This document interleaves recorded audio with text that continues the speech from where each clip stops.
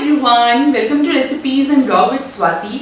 मेरा नाम है स्वाति और आज का वीडियो है डेडिकेटेडली सारी ट्रैवल गाइडलाइंस को एक्सप्लेन करने के लिए।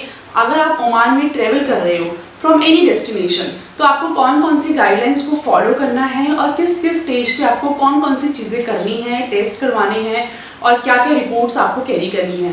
तो ये सारी चीज़ें मैं आपको बताऊंगी इस वीडियो में। वीडियो अगर आपको अच्छा लगता है, इन्फॉर्मेशन यूजफुल लगती है, तो प्लीज़ वीडियो को लाइक करें, चैनल को ज़रूर सब्सक्राइब करें। तो चलिए करते हैं स्टार्ट। सो रूल नंबर 1 है जो स्टार्ट होगा आपकी डेस्टिनेशन प्लेस से। सो जिस भी डेस्टिनेशन से आप आ रहे हो वहाँ पे आपको अपना टेस्ट करवाना है।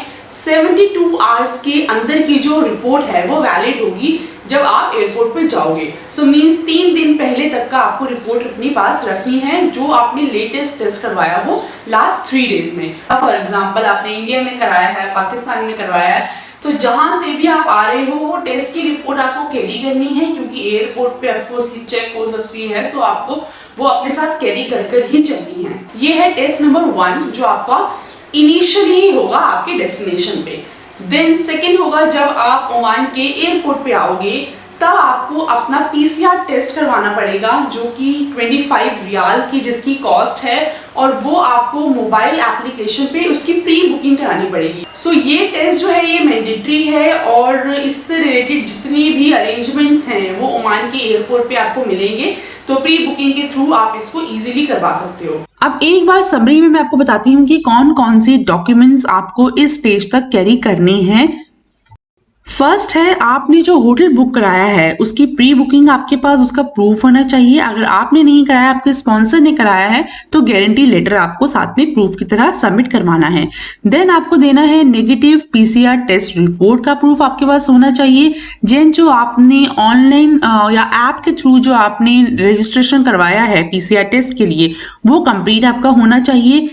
देन होना चाहिए health insurance which includes coverage of कोविड-19 for a period of 1 month from the date of arrival in Oman.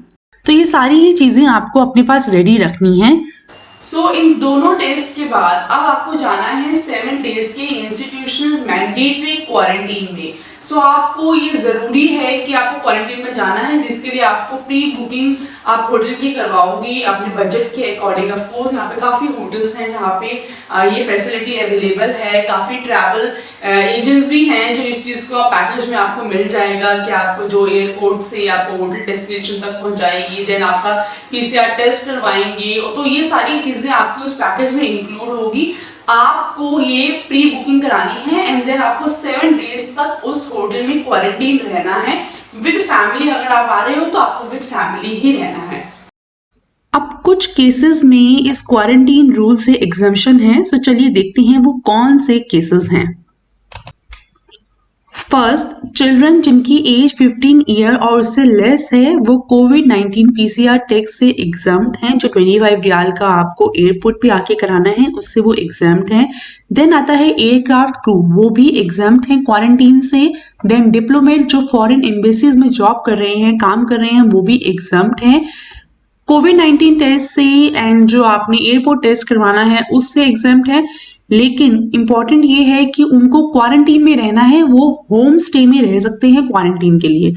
Fourth case है 60 ईयर से अबव और अनकम्प्लीट माइनर जिनकी एज 16 साल से कम है, वो होम क्वारंटीन में रह सकते हैं। नाउ रूल नंबर 5 है कि जो गेस्ट यहाँ पे आ रहे हैं जिनके पास गारंटी लेटर है फ्रॉम द स्पॉन्सर, तो वो भी इससे एग्जम्प्ट है।